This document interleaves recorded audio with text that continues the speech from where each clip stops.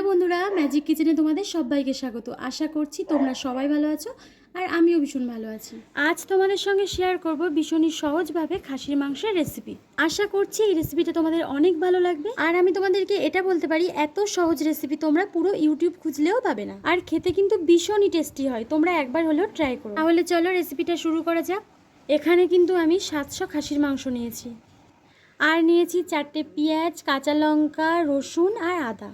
পরিমাণটা তোমরা দেখেই নিয়েছো। এবার এই সব উপকরণগুলোকে পেস্ট করে নিতে হবে। পেঁয়াজ, আদা, রসুন, কাঁচা লঙ্কা আমার পেস্ট করে নেওয়া হয়ে গেছে। এবার চলো রান্নাটা শুরু করি। প্রথমে কড়াই বসিয়ে দিয়ে কড়াইয়ের মধ্যে দিয়ে দিয়েছি সর্ষের তেল। তোমরা দেখতে পাচ্ছ তেলের পরিমাণ একটু কমে গেছিলো। আমি আবার অফ ক্যামেরায় একটু তেল দিয়েছিলাম, যেটা আমার ক্যামেরাটা অন করা হয়নি। তো যাই হোক, এবার তোমরা দেখে বুঝতেই পারছো তেলের পরিমাণটা কতটা নিয়েছি। এবার আমি আলুগুলোকে ভেজে নেব। আলুগুলোকে কিন্তু বড় বড় করে কাটতে হবে। খাসির মাংসে আবার বড় আলু না দিলে খুব একটা ভালো লাগে না। খাসির মাংসের আলুটা একটু বড়ই কাটতে হয়। আর এই রেসিপিটা কিন্তু আমার মায়ের, খুবই সহজ আর ভীষণই টেস্টি। তোমাদের মধ্যে যারা নতুন রাঁধুনি আছো তারা কিন্তু এই রেসিপিটা ট্রাই করতে পারো। খুবই সহজ আর অল্প সময়ের মধ্যেই হয়ে যায়। এখন আমি উল্টে পাল্টে নেড়ে চেড়ে আলুগুলো ভেজে নিচ্ছি। আর আলু ভাজার সময় কোনো রকম লবণ হলুদ কিছুই আমি দিইনি। আলুগুলোকে শুধুই ভেজে নিতে হবে। আর আলুগুলোকে কিন্তু আমি লাল লাল করেই ভেজে নেব। তোমরা যারা আমার চ্যানেলে নতুন আজকে অবশ্যই চ্যানেলটাকে সাবস্ক্রাইব করে রেখো এই ধরনের রেসিপি দেখার জন্য। আর আমি কিন্তু অনেক ভালো ভালো রেসিপি শেয়ার করি, আশা করছি তোমাদের ভালো লাগবে। দেখো আলু কিন্তু আমার লাল লাল করে ভাজা হয়ে গেছে। এবার আলুগুলোকে তুলে নিচ্ছি।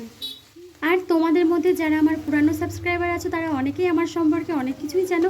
আর যারা আজকে নতুন তাদের জন্য বলছি, জানো আমি যখন ইউটিউব শুরু করি না, তখন আমি কোনো রকম রান্না পারতাম না। এখন মায়ের সঙ্গে থেকে থেকে মাকে দেখে আমি অনেক রান্না শিখে গেছি। কিন্তু এর মধ্যে একটা মজার বিষয় হলো, খুবই অল্প সময়ের মধ্যে আমি খুবই ভালো রান্না শিখেছি। মা বলে, এটা আমি বলছি না। আর তোমরা আমার রেসিপিগুলো বাড়িতে ট্রাই করবে, ট্রাই করলেই জানতে পারবে যে কতটা টেস্টি হয়। আলু ভেজে তুলে নেওয়ার পর আমি তেলের মধ্যে দিয়ে দিয়েছি 1 চামচ চিনি, 2টো শুকনো লঙ্কা আর 1 চামচ পাঁচফোড়ন। আর যে পেঁয়াজ, আদা, রসুন, কাঁচা লঙ্কার পেস্ট বানিয়ে রেখেছি ওটা দিয়ে দিয়েছি।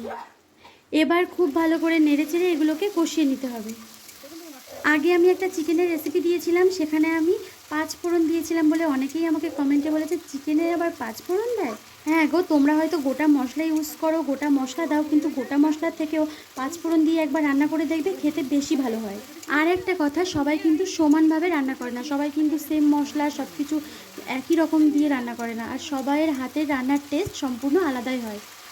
তবে আমি মনে করি তোমরা একবার আমার এই রেসিপি ট্রাই করলেই বুঝতে পারবে যে কতটা টেস্টি হয়। পেঁয়াজ, লঙ্কা, আদা, রসুনের পেস্টটাকে একটু কষিয়ে নিয়েছি। এরপর মশলাগুলো দিয়ে দিচ্ছি। মশলার মধ্যে দিয়েছি স্বাদ মতো লবণ, 2 চামচ হলুদ, লঙ্কার গুঁড়ো আর জিরের গুঁড়ো, 1.5 চামচ মতো লঙ্কার গুঁড়ো দিয়েছি আর 2 চামচ মতো জিরের গুঁড়ো দিয়েছি।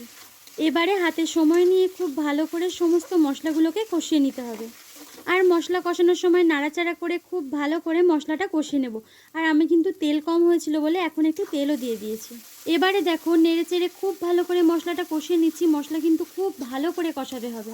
আর হ্যাঁ বন্ধুরা, তোমরা যারা আজকে আমার ভিডিও নতুন দেখছো তারা কিন্তু সাবস্ক্রাইব করে রেখো এই রকম আরও সুন্দর সুন্দর রেসিপি দেখার জন্য। আমি কিন্তু নেড়ে চেড়ে খুব ভালো করে মশলা কষিয়ে নিয়েছি। এবার মাংসগুলোকে মশলার মধ্যে দিয়ে দেব। মাংস দেওয়ার পর খুন্তি দিয়ে নেড়ে খুব ভালো করে মাংসটাকে কষিয়ে নিতে হবে। খুন্তি দিয়ে খুব ভালো করে নেড়ে চেড়ে মশলার সাথে মাংসটাকে খুব ভালো করে মিশিয়ে নিতে হবে। আর দেখো আমি কিন্তু ঘরে থাকা সমস্ত উপকরণ দিয়ে খুব সহজভাবেই রেসিপিটা বানিয়েছি। রেসিপিটা সহজ হতে পারে কিন্তু খেতে ভীষণই টেস্টি হয়। আর খুন্তি দিয়ে নেড়ে নেড়ে মাংসটাকে কিন্তু খুব ভালো করে কষিয়ে নিতে হবে। একটু ধৈর্য ধরে কয়েক মিনিট মাংসটাকে কষালে ভীষণই ভালো হয়।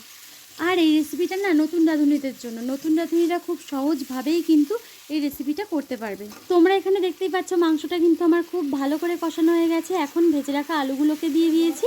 আলুগুলোকে দিয়ে আবারও সেই একইভাবে কষিয়ে নেব।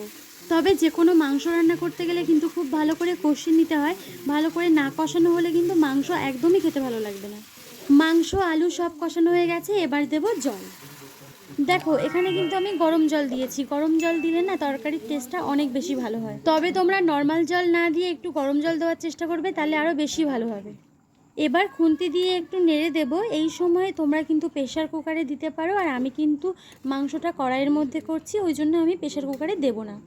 এবার আমি ঢাকা দিয়ে মাংসটা সেদ্ধ হওয়ার অপেক্ষা করব। প্রেশার কুকারে দিয়ে রান্নাটা করলে মাংসটা খুব ভালোভাবে হয়, তবে আমি আজকে আর প্রেশার কুকারে দেবো না। আর এদিকে আমার মাংসটা প্রায় হয়ে গেছে, আর মাংসটা আমার খুব ভালোই সেদ্ধ হয়েছিল, কোনো রকম সমস্যা হয়নি। কড়াইও কিন্তু খুব ভালো রান্না হয়। এবারে গরম মশলা দিয়ে নামিয়ে নিলেই কিন্তু রেডি হয়ে যাবে আমাদের রবিবার দুপুরের স্পেশাল খাসির মাংসের রেসিপি। আর আমি গরম মশলাটাকে একটু জল দিয়ে গুলেই দিয়েছি, তাছাড়া কিছুই না। শেষে আমি যেটা দিয়েছি ওটা গরম মশলাই ছিল। আর তোমরা এটা দেখতেই পেয়েছো কতটা সহজ ছিল রেসিপিটা। আশা করছি তোমাদের এই রেসিপিটা অনেক ভালো লেগেছে। ভালো লাগলে অবশ্যই ভিডিওটাকে লাইক করবে, আর নতুন বন্ধু হলে সাবস্ক্রাইব করে পাশে থাকা অল নোটিফিকেশন অন করে দেবে।